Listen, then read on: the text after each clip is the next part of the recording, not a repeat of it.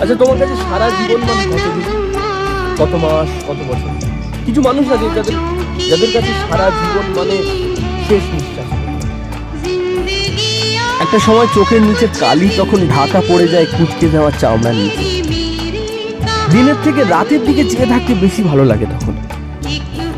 অল্প বয়সে আমরা জানলার সামনে দাঁড়িয়ে পথের দিকে চেয়ে থাকি, কিন্তু 60-এর ঘর পার করা মানুষগুলো পথ দেখে না। পথে চলে যাওয়া মানুষগুলো তাদের আর টানে না, আকাশ তাদের টানে।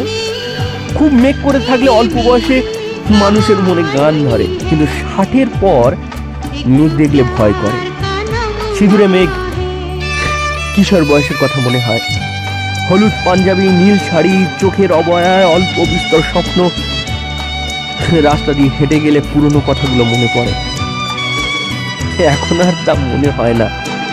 আমরা কত স্বপ্ন দেখি, বয়স বাড়লে স্বপ্ন সরে যায় একটু একটু করে। চাওয়া পাওয়ার হিসেব যে যত বেশি করে সে তত কম দিন বাঁচে। বাঁচতে থাকার চাহিদা থাকে একদম কম, হয়তো বা থাকেই না। ওই জন্য ওই লতা মঙ্গেশকরের ওই গানটা মনে পড়ে, दो पल के जीवन से एक उम्र चुरानी है, जिंदगी और कुछ नहीं, तेरी मेरी कहानी है।